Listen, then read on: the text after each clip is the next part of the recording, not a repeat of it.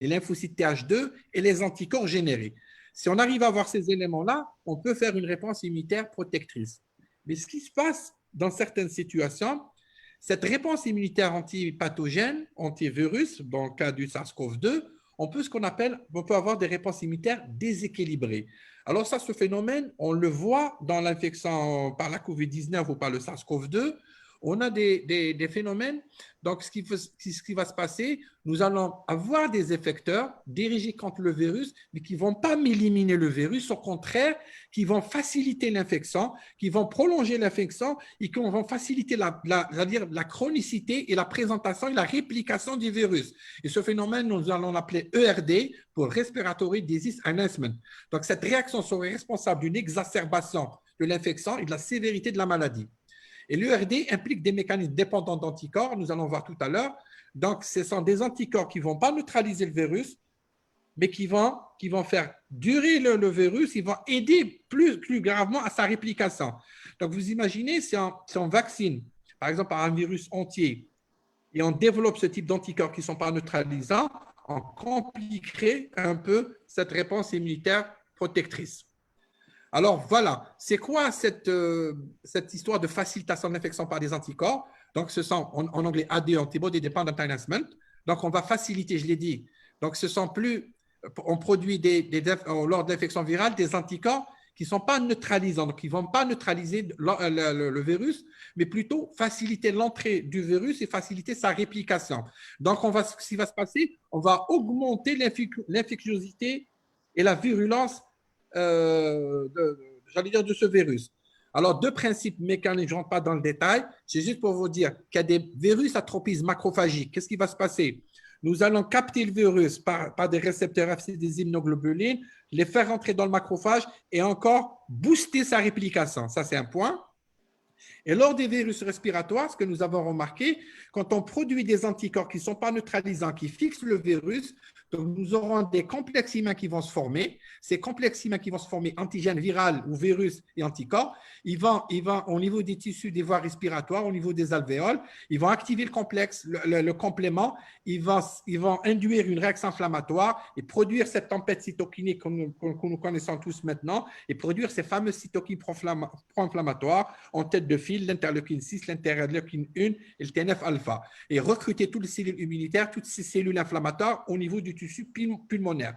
Donc, c'est ça qui probablement entraînerait une obstruction des voies respiratoires et évoluerait vers une détresse respiratoire. Et d'ailleurs, on a vu ce phénomène dans l'infection SARS-CoV-1 ou SARS-CoV tout court ou MERS-CoV et beaucoup d'éléments démontrent aussi maintenant l'existence de cet ADE au cours de l'infection par la COVID-19.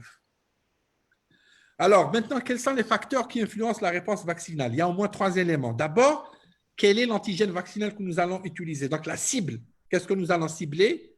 Quel est le type de vaccin? Comment doit être le vaccin? Est-ce que c'est un micro-organisme entier? On verra les avantages et les inconvénients. Est-ce qu'il sera vivant, atténué ou tué? Est-ce qu'on utilise un vecteur pour véhiculer cet antigène viral ou des sous-unités vaccinales? Et bien sûr, la voie d'administration très importante, la voie orale, sous-cutanée, intradermique, intramusculaire, la voie nasale, tous ces éléments, c'est important parce que de ces éléments dépendra un peu la réponse immunitaire de l'hôte. Alors, je commencerai maintenant par vous dire, on rentre en plein dedans dans le SARS-CoV-2 ou dans la COVID-19. Quels sont les antigènes vaccinaux que nous allons utiliser? Quels sont les antigènes vaccinaux sélectionnés par les grandes firmes? Donc, quelle est la cible antigénique? Il faut connaître un peu le virus.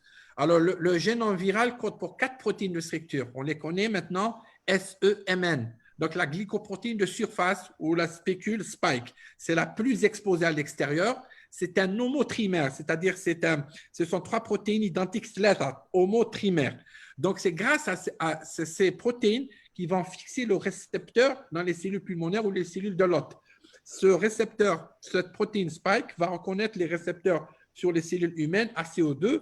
Ce n'est pas toute la protéine qui reconnaît, mais il y a un domaine particulier que nous appelons le RBD. C'est le récepteur binding domain. C'est ce RBD qui fixe la CO2. Donc, si on peut neutraliser cette interaction entre le RBD et la CO2, si les anticorps viennent se fixer là, c'est là où on va neutraliser le virus qui ne peut pas rentrer dans les cellules de l'homme. Donc, je vous parle de cette protéine spike. C'est le meilleur candidat comme cible antigénique lors de la vaccination. Il n'y a pas que ça. Il y a des glycoprotéines de l'enveloppe, il y a des glycoprotéines de la matrice, M, qu'on appelle M, et des glycoprotéines de la nucléocapside N, qu'on pourrait aussi utiliser comme cible antigénique. Alors, mais le meilleur candidat, je viens de le dire, la meilleure cible, c'est le gène qui coderait pour cette protéine S, qui sera la cible principale du vaccin anti-Covid. Donc, retenez spécule ou spike. Donc, les études basées sur les animaux, les essais cliniques, ont démontré que les vaccins codant pour la protéine S confèrent une réponse immunitaire humorale et cellulaire très significative, et particulièrement le domaine RBD, qui est capable d'induire des anticorps neutralisant des réponses immunitaires humorales et cellulaires. Et d'ailleurs, des travaux, vous les avez, je ne détaille pas les travaux, mais juste pour vous dire que le titre des anticorps neutralisants est significativement corrélé quand on recherche les IgG. Donc, directement, on sait que les IgG qui apparaissent lors de l'infection par la COVID-19, ce sont des IgG qui se lient au domaine RBD. Les IgG anti-RBD ont été suggérés comme les principaux représentants du potentiel neutralisant lors de cette infection par le SARS-CoV-2. Donc, ça, c'était la première cible, la cible privilégiée que tout le monde utilise. Évidemment, il y a d'autres cibles vaccinales. Je n'entre pas dans le détail. On peut utiliser la protéine N et M, tout ça. Il y a eu des essais. Ça a donné des résultats, mais ils ne sont pas aussi concluants quand on utilise la protéine S.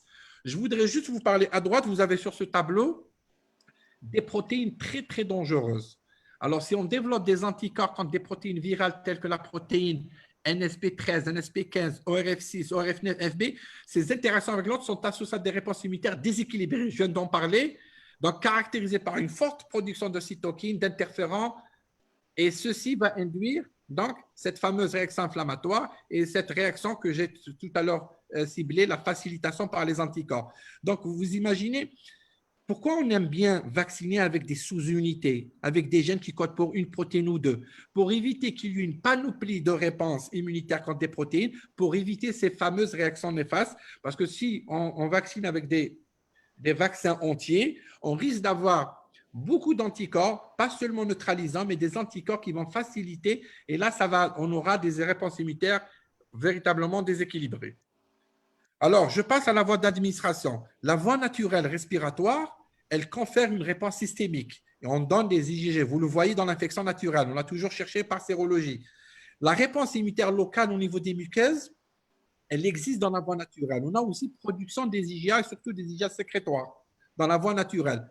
Donc, ce processus induirait une réponse immunitaire vraiment au niveau des muqueuses. Mais quand on fait un vaccin, à moins qu'on utilise la voie peut-être nasale qui va peut-être mimer un peu l'infection naturelle, mais la plupart des vaccins utilisent la voie intramusculaire et intradermique. Alors, pour ce qui est de la voie intramusculaire intradermique, ce qu'il faudrait savoir, qu'elle donne une forte réponse immunitaire systémique, c'est-à-dire on produit des IgG, mais il y a absence de production d'IgA quand on vaccine. Donc, on n'a pas cette réponse au niveau des muqueuses quand on utilise la voie intramusculaire intradermique. Quand on utilise par contre la voie nasale, on a une réponse humorale efficace et stérilisante au niveau des muqueuses, mais la réponse systémique reste très faible. C'est pour ça qu'il y a un équilibre. On préfère plutôt faire de l'intramusculaire, de l'intradermique, que vous allez voir qu'on utilise peu de vaccins par voie intranasale. Donc, je résume la voie d'administration. Actuellement, ce qu'il faudrait savoir, la majorité, 83% des vaccins développés, donc des vaccins candidats anti-SARS-CoV en phase clinique, sont administrés en injection intramusculaire. Alors, je donne les chiffres. Intramusculaire, c'est vraiment les trois quarts. En intradermique sous-cutané, en sous-cutané 4%, et intradermique 4%. Donc, vous voyez, peu d'intranasal ou vraiment quelques candidats. Mais la plupart, c'est l'intramusculaire. Parmi les 200 vaccins candidats, très peu ont conçu pour induire une réponse au niveau des muqueuses. Vous voyez, donc, pratiquement, on n'utilise pas sa voie intranasale.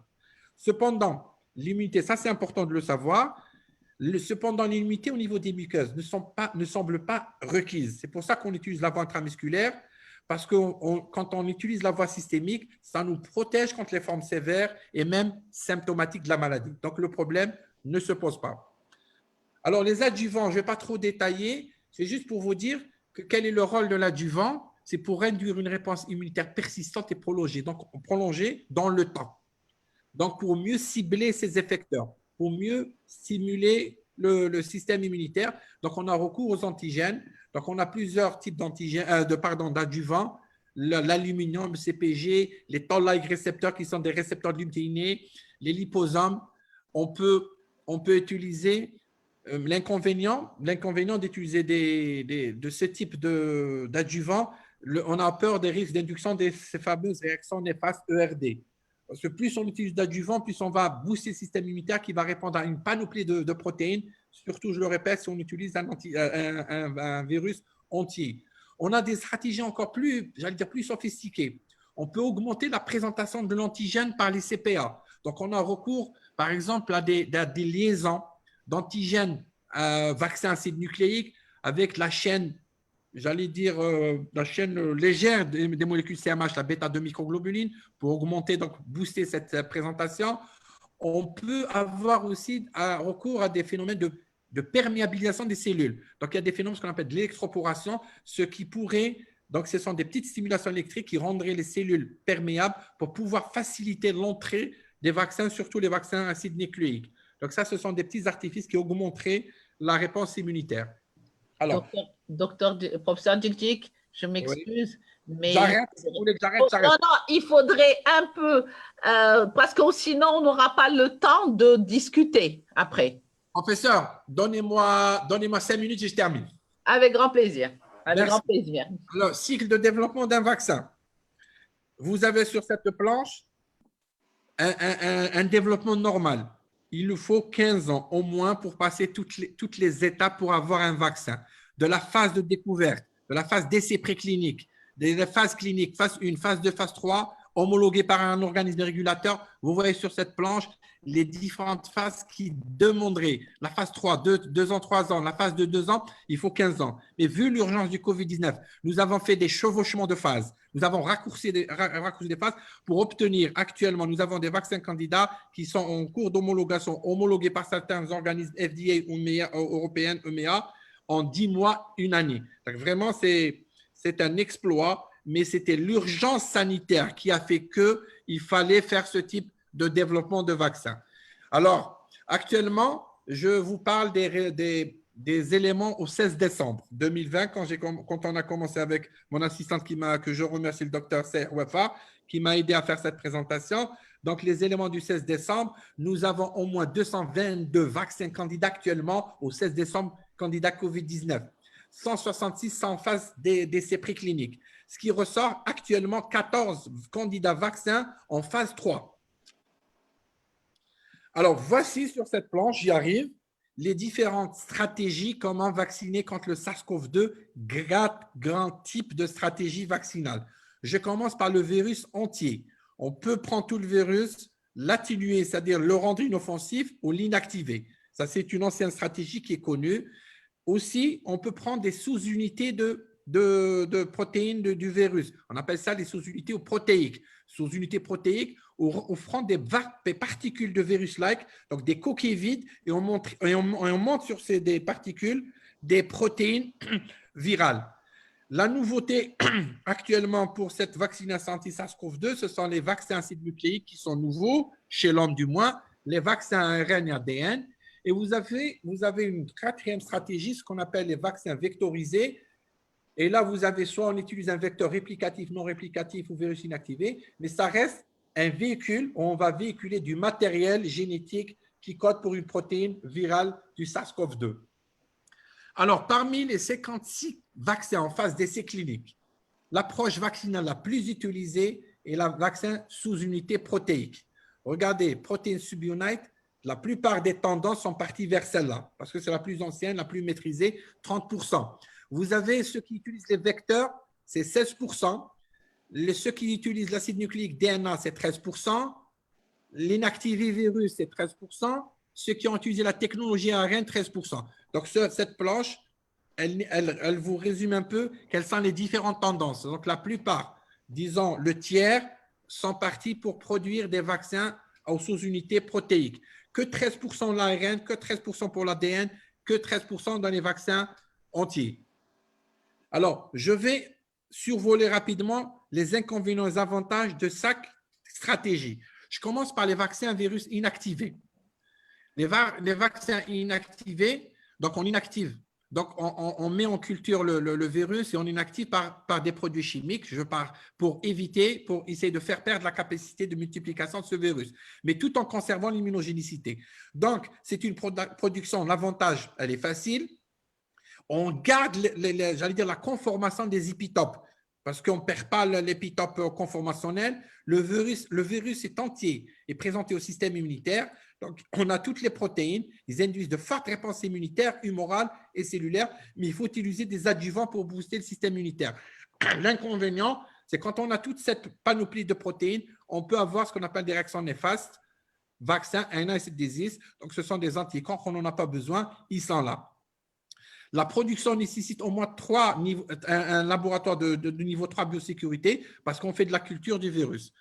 Alors, quels sont les vaccins candidats actuellement au 16 décembre? Il y a 7 vaccins candidats qui utilisent cette stratégie. Dont 4 sont déjà en phase 3. Je vous donne les Chinois Sinopharm et Sinovac, qui sont les 3 vaccins ou les 2 vaccins qui sont en phase 3 selon cette stratégie vaccin à virus inactivé. Alors, ce qu'il faut dire, on a les premiers résultats publiés sur le Lancet. Vous avez l'article ici qui vous montre la safety. Et par exemple, celui-là, Sinopharm, il s'appelle BBPB-CoV.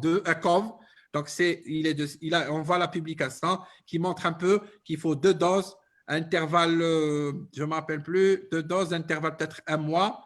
Et vous avez les résultats de sécurité et d'efficacité. Alors, il a montré une bonne innocuité, une bonne immunogénicité. Vous avez les travaux ici. Donc, on utilise 2 doses de 8 microgrammes à J0, J21 ou J28. Et on peut utiliser ces 2 doses de 8 microgrammes qui ont donné le meilleur résultat par rapport à une seule dose. Donc, le protocole, c'est 2 doses de 8 microgrammes. Alors, pour les vaccins virus atténués, les vaccins vivants atténués sont dérivés du virus caractérisé par une perte du pouvoir pathogène. Là, c'est aussi une stratégie. On n'inactive pas, mais on essaie de diminuer. Mais ça, c'est un peu plus dangereux. Il pourrait être administré par voie intranasale et donc induire une immunité des muqueuses. Et le gros problème aussi, c'est toujours les vaccins RNA et cette disease. On peut avoir des problèmes d'anticorps qui sont produits ou des risques de réversion parce qu'on l'inactive, on l'atténue plutôt. Donc, on a des problèmes de réversion du virus. Ça aussi, c'est un peu dangereux. Il n'y a pas de vaccin actuellement candidat qui sont en phase 3. Il y a un seul vaccin candidat qui est en phase 1. Alors, pour les vaccins protéiques recombinants, donc on utilise le vaccin protéique recombinant, sont produits par Génie Génétique. On le sait. Et par exemple, les 2 principales cibles utilisées, c'est la protéine S ou le domaine RBD de tout à l'heure. L'avantage, c'est de stimuler le système immunitaire plus ciblé, on a une meilleure tolérance et on a une meilleure connaissance sur cette manière de vacciner. Les inconvénients, c'est de la difficulté de produire donc, ces sous-unités protéiques parce qu'elles sont recombinantes. Elles coûtent cher et elles ne donnent pas la totalité, la complexité de l'antigène. Donc, on perd un peu de la conformation et il faut toujours adjoindre des adjuvants pour booster ce type de vaccination. Alors, ce qu'il y a actuellement sur le marché, il y a un seul candidat vaccin, c'est le Novavax, qui est en phase 3, qui utilise en phase 3. Donc, il y a une panoplie, mais celui qui a bien avancé en phase 3, c'est le Novavax. Les résultats sont encourageants aussi. Il y a pas malheureusement, il y a une publication sur le New England Journal of Medicine qui est sortie qui montre un peu l'efficacité de ce type de vaccin, donc une bonne tolérance. Il y a eu des réactions locales légères et transitoires avec ce Novavax, des effets systémiques bénins, mais il y a eu quand même des résultats publiés sur le NEJM qui montrent un peu le safety, l'efficacité de ce type de vaccin. Alors, l'immunogénicité, voilà, on voit une réponse, une très bonne réponse immunitaire. On le voit ici, anti-spike, contre les protéines spike, qu'elles soient humorales ou cellulaires. Voilà, l'immunité de la réponse cellulaire, on le voit ici. J'avance. Alors maintenant, les vaccins particules virus-like. Là, je passe rapidement. Il n'y a pas de candidat en phase 3, quoiqu'il y a un Américain qui arrive, mais on n'a pas beaucoup de résultats sur ce type de vaccin. J'arrive aux acides nucléiques. Voilà. La nouveauté, maintenant, c'est le vaccin ADN. Donc, on met de l'ADN plasmidique dans lequel on incorpore le gène de l'antigène d'intérêt. La production peut se faire à large échelle. et on utilise le gène, l'ADN qui coderait pour cette protéine SPAC, et on peut booster un peu l'introduction de cet ADN par électroporation pour augmenter la perméabilité de les cellules pour pouvoir faire entrer l'antigène. Alors, l'avantage, on induit de fortes réponses humorales et cellulaires, la stabilité très élevée de l'ADN plasmique, mais on a aussi une possibilité de produire à large échelle ce type d'ADN. Le problème, c'est qu'on n'a pas assez de recul, on n'a pas beaucoup de recul. C'est une nouvelle approche. L'innocuité et l'efficacité de ce type de vaccin chez l'homme reste mal connue et le processus d'incorporation pourrait compliquer un peu cette problématique. Alors, il n'y a pas beaucoup de vaccins ADN actuellement qui sont en développement. Il y en a quelques-uns. Il n'y a qu'un seul candidat qui est en phase 3, mais on ne connaît pas beaucoup les résultats. J'y arrive là où il y a beaucoup de résultats, c'est les vaccins ARN. Et on a une vaccination, la FDA a approuvé, les instances européennes ont approuvé. En Europe, on a commencé les vaccins ARN. Alors, les vaccins ARN, c'est l'ARN messager. Donc, en fait, cet ARN messager code pour la protéine antigénique, par exemple pour la protéine Spike. On a l'ARN messager, mais généralement, ce n'est pas un ARN messager nu, mais on le met dans des vecteurs. Généralement, ce sont des nanoparticules lipidiques. Donc, c'est une alternative prometteuse par rapport au vaccin conventionnel. Donc, ça permet de développer rapidement ce type de vaccin. Le coût est faible et c'est vraiment une stratégie vaccinale prometteuse, que ce soit en infectiologie, en cancérologie, en allergologie, dans les maladies auto-immunes. C'est vraiment le futur de la vaccination au sens large du terme. Bien sûr, l'inconvénient, c'est une nouvelle approche. Il nous faut du temps pour comprendre un peu ce qui se passe quand on injecte ce type de produit. Généralement, généralement, ce qu'on connaît sur les bases physiologiques, l'ARN messager est une molécule très, très instable. Une fois transcrite au niveau du ribosome, elle sera dégradée, il n'y a aucun souci, mais il faut avoir du temps il faut un certain recul pour pouvoir assurer tout ça. Alors, les vaccins ARN, je vous parle, bien sûr, tout le monde les connaît. En phase 3, nous avons 2 candidats, un produit par une firme américaine Pfizer en association avec une société allemande, donc Pfizer-BioNTech, et un autre vaccin ARN, c'est le vaccin, j'ai oublié, Moderna, américain, qui sont à peu près au même niveau. À la différence juste Pfizer, le gros problème, c'est le stockage qui est à moins 70-90 degrés. Par contre, celui de Moderna, il est à moins 40, moins 20, et on peut le garder un mois à 2-8 degrés. Voilà un peu l'avantage du Moderna par rapport au celui de Pfizer. Maintenant, il y a 2 publications de phase 3 pour ces 2 vaccins rapidement qui ont montré l'efficacité aux environs de 90%. Bien sûr, il y a des réactions, au point d'injection, des rougeurs, il y a eu quelques cas systémiques, mais pour le moment, les données sont les données de safety sont très rassurantes et les données d'efficacité aussi. La production des effecteurs, qu'ils soient humoraux ou cellulaires, sont très, très bien avec ces 2 vaccins de type ARN. Je passe un peu la safety et l'immunogénicité des vaccins ARN. Pour les vaccins utilisant les vecteurs, alors là, je vous parle, il y a plusieurs stratégies, mais ce qui est intéressant, c'est d'utiliser des vecteurs non réplicatifs. On peut utiliser plusieurs types de virus, mais le plus utilisé actuellement, c'est l'adénovirus. Et cet adénovirus, alors le gros souci, c'est qu'il faudrait, parce qu'on a des effecteurs anti-adénovirus, surtout si c'est des adénovirus d'origine humaine, donc on peut neutraliser. Donc certains fabricants sont allés voir sur des adénovirus d'origine animale pour éviter qu'il y ait des réponses immunitaires anti-adénovirus. Donc quel est l'avantage d'utiliser des vaccins de ce type? Donc, on induit de fortes réponses immunitaires, donc qu'elles soient humorales ou cellulaires. L'activité adjuvante vis-à-vis de l'antigène, on n'en a pas besoin parce que c'est le vecteur lui-même, l'adénovirus, qui ramène cette activité adjuvante. On peut produire à grande échelle ce type-là. Certains vecteurs réplicatifs au niveau des muqueuses nous donner une immunité anti-muqueuse, c'est-à-dire au niveau du MALT, le système lymphoïde associé aux muqueuses. Les inconvénients, c'est que cette immunité contre vecteur, on ne la maîtrise pas très bien. Est-ce qu'il y a une pré-exposition naturelle au départ? Est-ce qu'on a une réponse immunitaire qui va neutraliser ce vecteur? C'est pour ça que certains fabricants, je l'ai dit, pour résoudre ce problème, ils n'ont pas utilisé des virus d'origine qui peuvent infecter l'humain, mais vraiment des adénovirus d'origine animale. On le voit, je vais vous parler. Donc, il y a 15 vaccins anti-SARS-CoV-2 qui utilisent un peu le vecteur adénovirus en général. Il y a au moins 4 qui sont en phase 3 en développement. Et je vous parle de l'AstraZeneca, qui est un peu le plus avancé, qu'on appelle le Shadox. parce qu'ils ont utilisé l'adénovirus du chimpanzé. Et là, on a des données de safety et d'efficacité qui sont publiées, qui sont très intéressantes. Ils ont eu, publié dans The Lancet, ils ont un petit problème de dose qui était inexpliqué. Je pense que récemment, il y a 24 ou 48 heures, ils ont revu la formulation, ils ont réglé le problème de dose pour donner une efficacité à 90%. Il y a, voilà, ça, c'est des données d'innocuité, donc il y a des douleurs, sensibilité au point d'injection, la fatigue. Ce sont des effets qu'on retrouve avec tous les vaccins. Innocuité, l'immunogénicité est bonne, elle a été améliorée. La réponse immunitaire cellulaire, elle est très importante.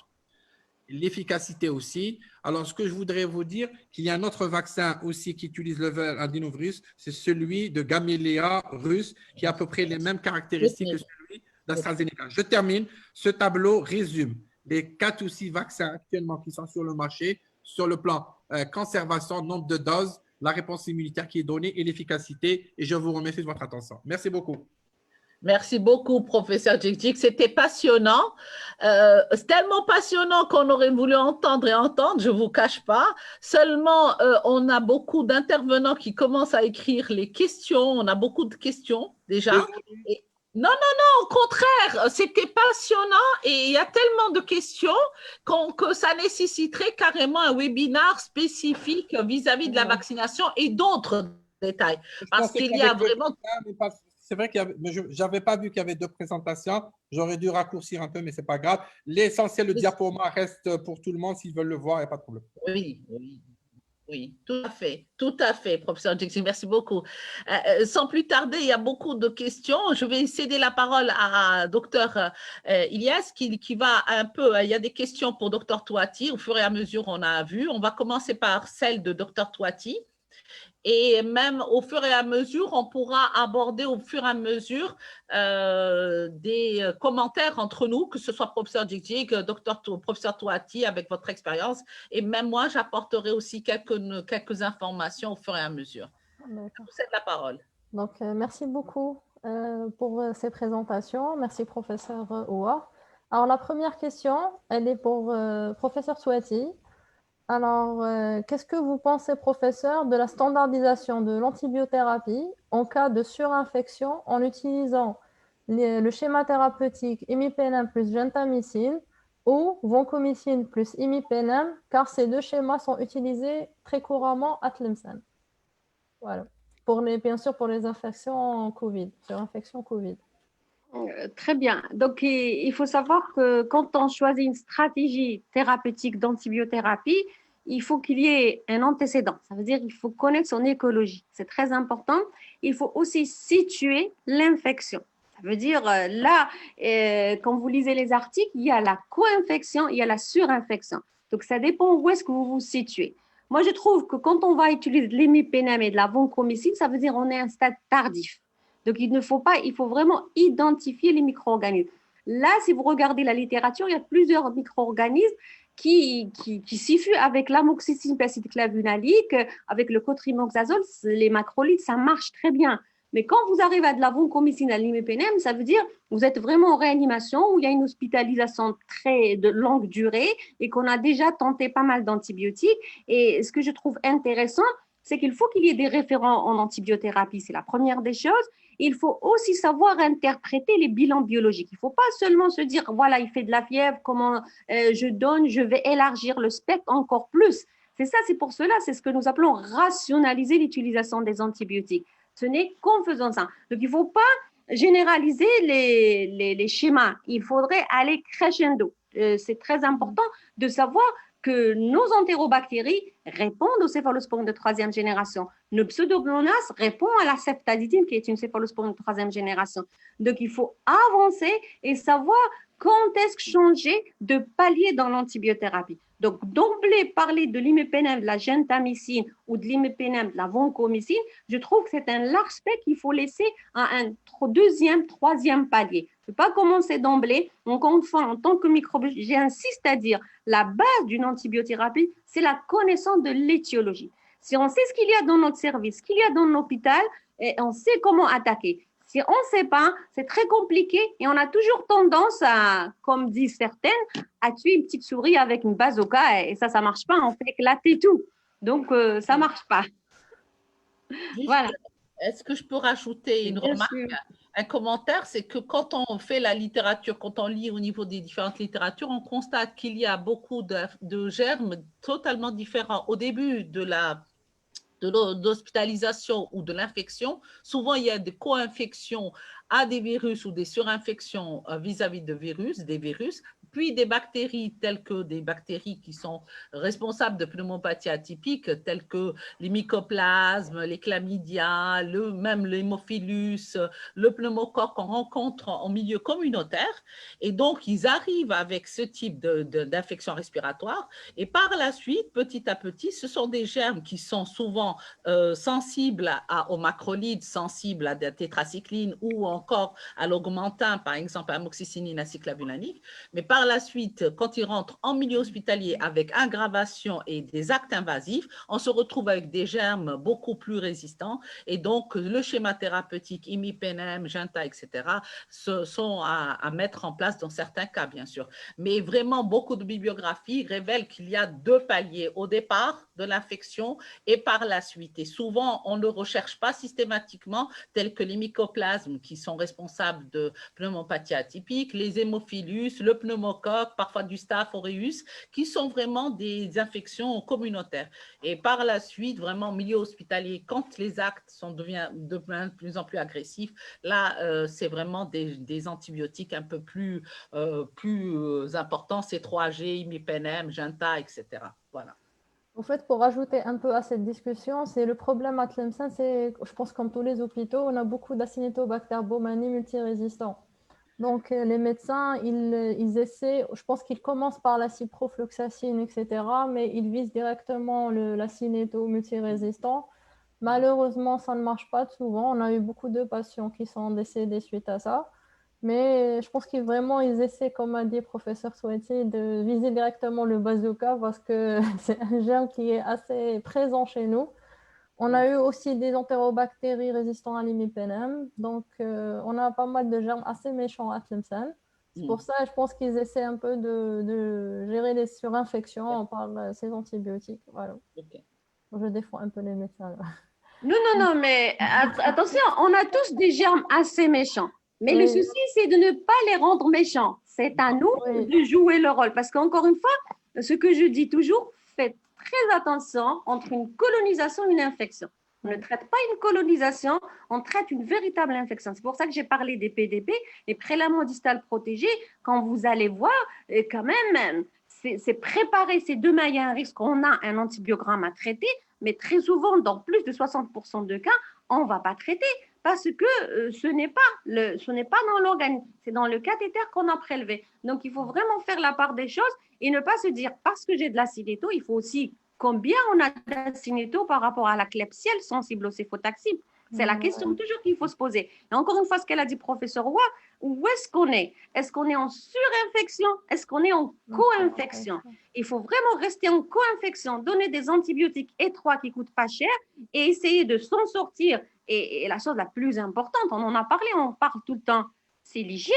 Parce que ces microbes-là, ils sont en dehors de l'organisme. C'est la façon de réagir avec eux au milieu hospitalier qui fait qu'on peut les introduire. Donc, il faut vraiment gérer ça en allant beaucoup plus côté hygiène, et ça c'est connu pour les BMR, que côté antibiothérapie, ça ne marche pas.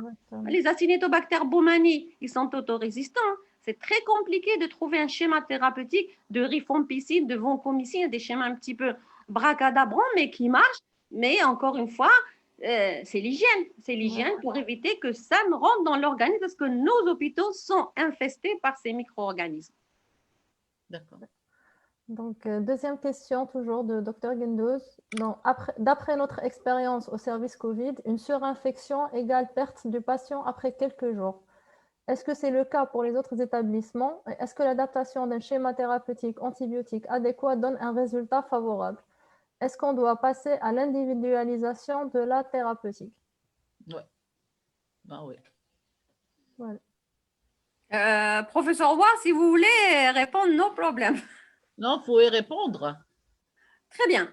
Alors, ce qu'il faudrait savoir, encore une fois, chaque personne est particulière et chaque personne, elle a une histoire. C'est ce dossier de malade qui parle. C'est quand on a un dossier de malade, quand on a l'histoire, parce que ce qu'il faudrait savoir, que les bactéries, elles ont une mémoire. Elles ont une mémoire extraordinaire. C'est leur plasmide et ça, les microbes le savent. Quand on est en contact avec un antibiotique, même si ça fait 6 mois, une année, vous savez qu'il y a l'empreinte, qu'il y a la mémoire et on a un risque de s'infecter avec ces bactéries résistantes à ces antibiotiques. Donc, il faut vraiment savoir cas par cas. Et encore heureux qu'on n'a pas beaucoup en réanimation, on a le temps de s'intéresser, de savoir s'il y a des référentiels infectieux ou antibiothérapie dans l'hôpital, de se poser des questions parce qu'il y a toute une histoire à connaître. Quelle est l'étiologie de notre hôpital? Par quoi il a un petit peu transité, par quoi il est passé notre patient, parce qu'on ne peut pas les mettre tous dans le même sac et dire parce qu'ils sont en réanimation, ils ont beaucoup plus de décédés et qu'il faudrait que j'attaque avec mon bazooka et que je sais qu'à 99%, je vais perdre mon malade. Donc, il faut vraiment qu'il y ait une réflexion sur le bon usage des antibiotiques et la chose la plus importante, c'est faire participer le laboratoire de microbiologie, faire autant de prélèvements que c'est possible pour situer où est-ce qu'on en est. Et si on fait des prélèvements à J1, à J10, à J20, on sait à quel moment, quel est le crescendo, puisqu'on connaît la co-infection et les syrinfections, on sait à quel moment il est impératif de donner de l'azithromycine, à quel moment les céphalosporins de troisième génération, c'est bon, et à quel moment on n'en peut plus, on est obligé de passer au carbapénem et à la vancomycine. Bien que la vancomycine, quand on le voit, n'a pas beaucoup de grammes positifs, c'est beaucoup plus l'imipénem et la ciprofloxacine qui donne quand même, qui est à donner. Donc vraiment, c'est vrai qu'il faut personnaliser, il faut vraiment savoir son malade, son dossier de malade, où est-ce qu'il a transité et l'empreinte de ces bactéries qui sont dedans, qu'est-ce qu'il a reçu. Il faut vraiment avoir une bonne interrogatoire, un bon interrogatoire, une bonne fiche de notre malade pour pouvoir gérer et essayer de ne pas en perdre les malades parce que c'est vrai, c'est compliqué par la situation et par ces BMR, ces BHRE qui prennent la tête de traiter un petit peu tout ça. Je ne comprends pas beaucoup microbiologie, juste un peu, mais juste pour vous dire, on est en situation d'urgence, on est en réanimation et c'est une infection virale. On sait que là, il y a deux choses qui tuent. C'est l'inflammation et l'embolie, l'hypercoagulabilité et la surinfection. Voilà. On est la place de la PCT parce qu'on fait maintenant la procalcitonie qui est un paramètre très important pour suivre l'inflammation. On a des paramètres, les cytokines, la CRP, tout ça. Mais la PCT, quand elle est élevée chez ce type de malade en réanimation, ça nous montre directement qu'il y a un problème de surinfection. Et là, il faut rapidement passer aux antibiotiques adaptés parce que le problème, si on attend le temps, la microbiome nous répond, la culture, la répond, tout ça, je pense qu'on peut perdre le malade. Donc, il y a un problème. Non, j'ai jamais dit qu'on attend la microbiologie. Non, professeur Didic. Non, nous avons dit qu'il est. Peut nous indiquer, nous montrer qu'il y a une surinfection. Non, bien sûr, je suis d'accord. Mais ce qu'il y a, c'est qu'avant d'entamer votre antibiothérapie à large spectre, ça serait intéressant de faire un prélèvement. On n'a jamais dit, et là, on le sait en tant que microbiologiste. Alors, le clinicien qui nous attend, il est en train de tuer son malade, entre parenthèses. Non, il y a des schémas thérapeutiques, il y a le profil. C'est de la PCT. Oui, bien sûr, c'est ça, c'est les diagnostics rapides. Moi, je suis d'accord. Diagnostic rapide est très important. Le diagnostic inflammatoire, tout ce qui est protéines d'inflammation, tout ce qui est hémato, ça va aider beaucoup le clinicien. Mais nous, ce que nous voulons, ce que nous voulons, c'est avoir les profils antibiotiques pour anticiper. Mais si demain, vous mettez de l'imipénem, vous mettez de la vancomycine et après, le médecin me donne un prélèvement qui est négatif, je ne peux pas l'aider. Mais si j'ai des prélèvements préalables, je peux établir mon étiologie, l'évolution de mon profil. Ah non, attention. En tant que microbiologiste, moi, je ne suis jamais pour rester là en train d'attendre la microbio. Et on le sait, pour un antibiogramme, ça peut prendre jusqu'à 3 jours. Moi, je suis pour être active. Mais après, nous, demain, quand quelqu'un nous pose la question, oui, des prélèvements ont été reçus au laboratoire. Oui, je connais le profil antibiotique. Voilà ce qu'il en est. Donc, la prochaine fois, voilà ce qu'il faut donner. Même si vous avez tablé très fort cette fois-ci parce que vous n'avez pas de données de microbiologie, mais demain, je peux vous en donner grâce à notre collaboration. Oui, professeur War. Juste, je voudrais rajouter que quand, dans le cadre de l'urgence, nous réalisons les PCT systématiquement très rapidement et ça donne une idée tout de suite entre les bactériennes des virales. Attention, pas les fongiques, mais ça aide beaucoup entre les bactériennes et les virales. Et aussi, il y a maintenant dans certains laboratoires des approches syndromiques qui permettent des PCR syndromiques qui permettent d'aider à trancher rapidement du point de vue infectieux. Par exemple, quand on a des infections sévères, on peut avoir des machines à PCR rapide, syndromiques, qui peuvent nous aider. Personnellement, je l'ai au sein de mon laboratoire qui m'aide à trancher quand on a une urgence de type, par exemple, je travaille dans un milieu immunodéprimé total, et quand il y a une PCT très élevée, à ce moment-là, on sait très bien qu'il y a un processus quelque part, et on demande à cibler les prélèvements et à lancer à ce moment-là des tests de PCR très rapides par rapport à ces quelques cas. Ça permet de donner assez rapidement et d'orienter. Si on a un BGN et on connaît notre écologie bactérienne au sein d'un service donné, que ce soit la réanimation, on sait que les germes sont des BMR, donc très résistantes. On connaît généralement l'acinéto, toto-résistant en réanimation, par exemple. Si c'est par exemple une entérobactérie d'un malade qui vient de l'extérieur, c'est autre chose. On pensera plutôt à un communautaire, peut-être BLSE, peut-être pas BLSE. Donc, ça nous aidera un peu dans la thérapeutique et l'orientation, professeur Djigdjig. Merci. Merci beaucoup. Alors, une dernière question pour professeur Touati. Oui. Alors, quelle était la fréquence des surinfections bactériennes sur le nombre total des malades? C'était une question de Sofiane. Voilà. Alors, ce qu'il faudrait savoir, Faut avoir le nom? le nombre Non, de c'est malades. juste- Non, le nom de Sofiane, c'est qui Sofiane? Non, il a écrit Sofiane. Ah, d'accord. Bonjour Sofiane, j'espère que tu vas bien. Voilà. Alors, ce qu'il faudrait savoir, quand vous avez remarqué, c'est beaucoup plus les gens de réanimation, parce qu'on a discuté un petit peu avec professeur War, on avait du Staph aureus, vous avez vu, des sensibilités, on avait des Escherichia coli. Donc, les surinfections, on n'en a pas beaucoup. Si vous avez remarqué, sur les 103 malades, ceux qui se sont retrouvés en réanimation, on avait à peu près une quarantaine pendant cette période, et que les acinetobactères, vous avez remarqué que nous avions les septicémies, je ne me rappelle plus, mais on devait avoir les septicémies, 12 septicémies ou quelque chose comme ça. Ce sont les surinfections, c'est ce que j'ai pris, donc c'est beaucoup plus en réanimation les surinfections, parce que les autres, c'est beaucoup plus des co-infections, on va dire, parce qu'ils viennent de rentrer. Quand vous avez vu, les schémas, c'est des schémas d'azithromycine et des schémas de céphotaxime plus azithromycine. Ça, c'était vraiment dans les services à Covid que nous avons lancés, pas les malades intubés, les grands malades qui sont passés en réanimation. On a eu quand même, est-ce que vous avez remarqué, on a eu des septicémies à pseudomonas qui gardaient une bonne sensibilité. Et nous, en tout cas, à Bnimsous, on a un pseudomonas qui garde une bonne sensibilité aux antibiotiques. Merci beaucoup, professeur Touati. Merci. Alors maintenant, on passe aux questions pour professeur Djigdjig. Alors, la première question de monsieur Amin Rahmani. Alors, professeur, est-ce qu'on a évalué le phénomène ADE sur les nouveaux vaccins? Écoutez, alors, pour ce qui est des vaccins ARN à vecteur, il y a peu de phénomènes ADE. Donc, probablement, s'il y a des phénomènes ADE, ce sont c'est les vaccins type de virus entier inactivés. Ce sont les virus chinois et on n'a pas beaucoup d'éléments sur des phases 3, tout ça. Donc, tout ça, c'est en cours d'évaluation. Mais il se peut qu'il y ait, bien sûr. Il faut attendre les résultats des études en phase 3 pour avoir un peu plus d'éléments.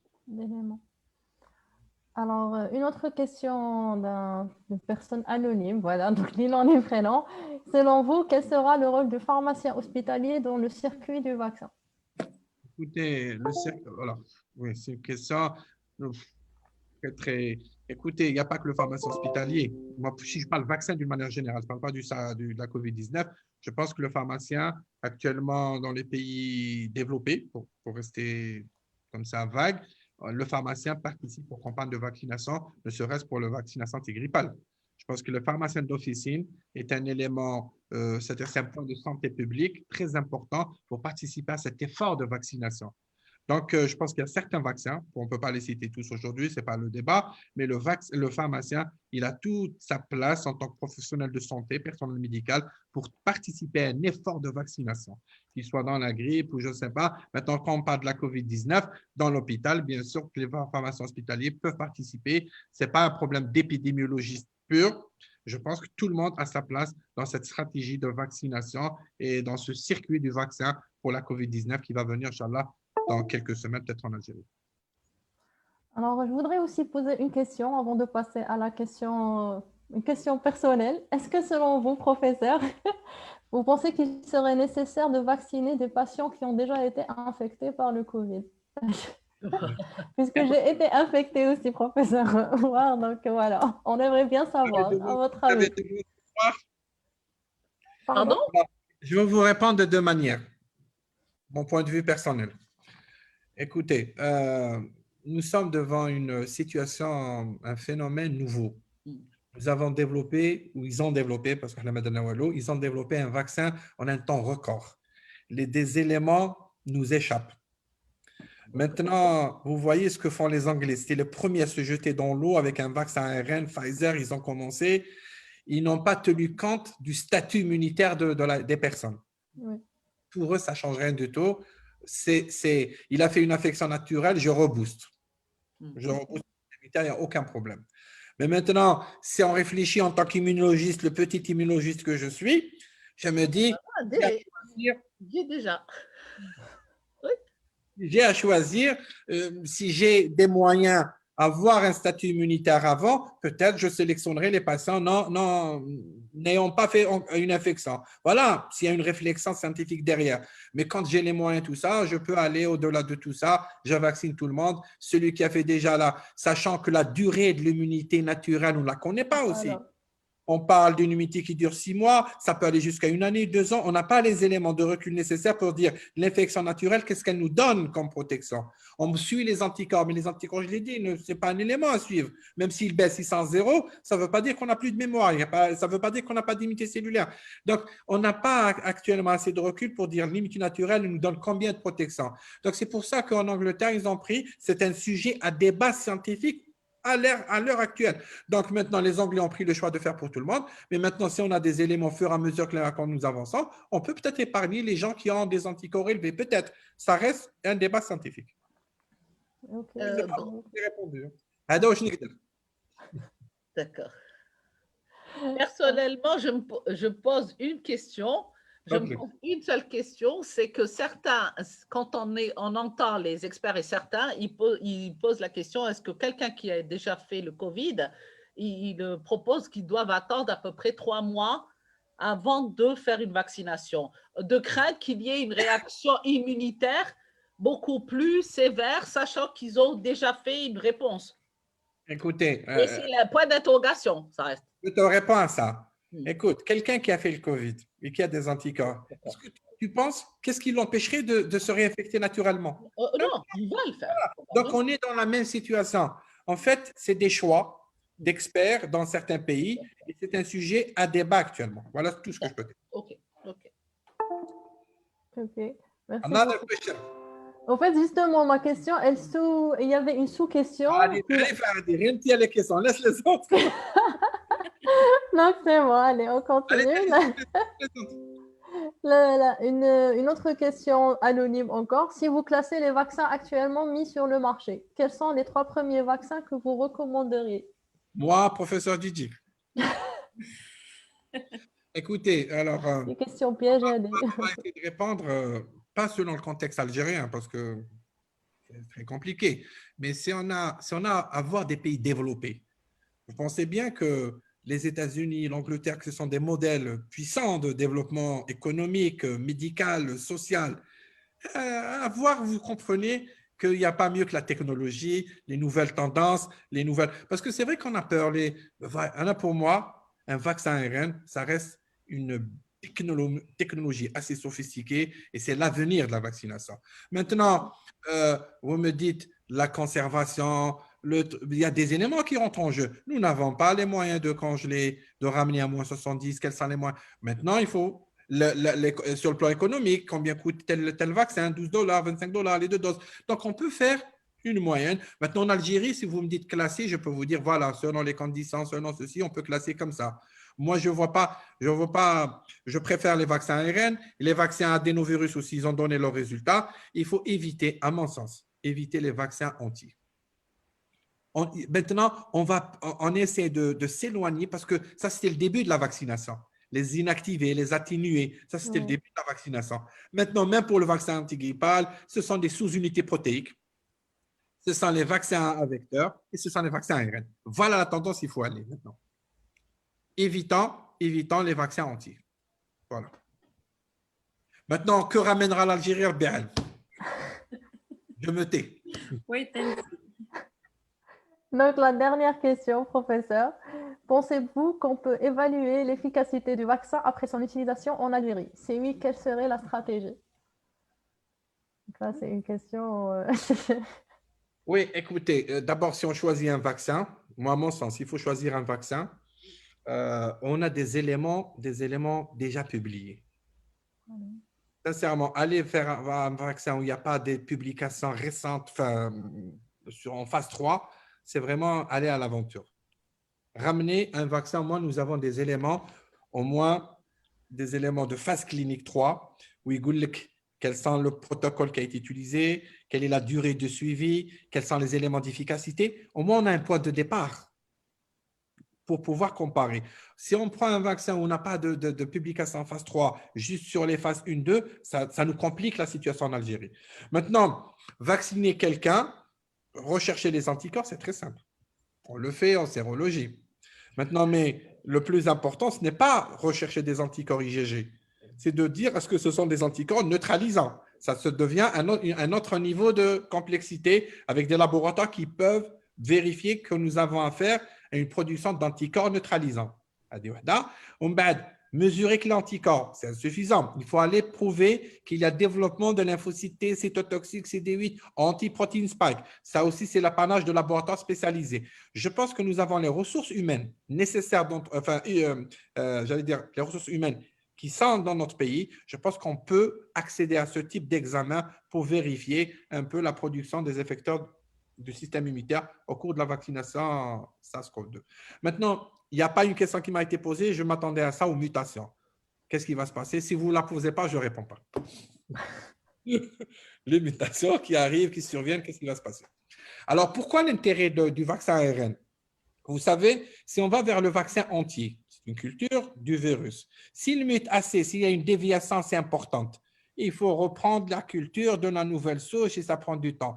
Mais quand on a affaire à des vaccins ARN, c'est des bouts d'acide nucléique, c'est des programmes. Donc, s'il y a un glissement, ça sera très rapide de refabriquer en quelques jours l'ARN messager qui correspond à la nouvelle protéine spike qui sera neutralisée. Donc, vraiment, cette technologie nous donne de la flexibilité, de la rapidité pour réagir à tout changement, à tout éventuel glissement de ce virus sur le plan mutationnel pour réagir le plus vite possible. De toutes les façons, du point de vue mutation, ça ressemble énormément à la grippe de ce cas-là. On n'est pas dans la gravité de la pathologie. Actuellement, mais dans le glissement et la mutation. Pas comme le virus de la grippe. Non, il mute. Pas dans le même, j'allais dire, dans le même, comment on appelle ça, panel de mutations très, très fréquent. Il y a de la mutation, mais qui se fait lentement. D'ailleurs, si on parle de la nouvelle souche, la le COVID-20, au niveau de l'Angleterre, tout ça, les derniers éléments de l'OMS sont rassurants. Et oui, c'est un glissement. C'est pour ça que la grippe aussi, de temps en temps, elle glisse lentement. Il ne se fait pas sur les domaines les plus importants. Il glisse à l'intérieur, on a rien à foutre, mais s'il glisse assez important, ça de manière très importante pour la protéine. C'est un changement total. RBD, ça devient problématique. Tout à fait. Donc, voilà, je pense qu'on a fini les questions. Merci beaucoup, professeur, pour nous avoir donné de votre temps. Merci. Je tiens à remercier tous les conférenciers, essentiellement mes amis professeur Touati, professeur Djebri, d'avoir été parmi nous et qui nous avons pu aborder beaucoup des différents points d'actualité, très, très chaud actuellement. Et je remercie Madame Dr Ilès qui a fait modératrice, qui nous a aidé énormément. Sans plus tarder, je cède la parole à notre ami Borsali Nabil, qui va conclure. Oui, voilà. Désolé pour le cri d'enfant. Ça, c'est les aléas du direct. Merci, vraiment un très, très grand merci à nos invités qui nous ont éclairé énormément sur des questions d'actualité et qu'on se pose au quotidien. Merci à professeur Touati, professeur C'est Ouar. un mélange hein, entre Ouar et Touati. C'est un mélange. Ça m'est arrivé une fois de dire Mutation. bonjour. C'est de la mutation, c'est de la mutation. J'ai fait même mieux. Un jour, j'ai dit bonjour. Donc, c'était c'est la fin de journée. Je pense que vous nous excuserez. Je tiens aussi, pour ne pas oublier, à remercier les laboratoires Takeda et Merck qui nous ont accompagnés pour la réussite de cet événement. Merci aux spectateurs qui ont été patients avec nous et qui ont posé des questions très, très intéressantes. Voilà, je vous dis merci, bonne fête de fin d'année à l'avance, même si ça ne se fait pas. Passez une bonne année 2021, Inch'Allah. Surtout, bonne santé. Ça, c'est vraiment le cas de le dire et c'est le souhait, je pense, qu'on souhaite à tous nos collègues, amis, pour vos familles aussi. Hein. C'est gentil, merci à vous. Et puis, peut-être un mot pour nos spectateurs de fin d'année. Meilleurs vœux pour tous mes collègues ici présents, ceux qui étaient au webinaire. Merci à l'association ASCOP, la société savante qui nous a créé cet événement. Ça nous a permis de nous voir et de parler un peu de sens. Merci beaucoup. Merci à vous. Au plaisir de vous voir. À très bientôt. Merci beaucoup. Au revoir. Merci, au revoir. Au revoir.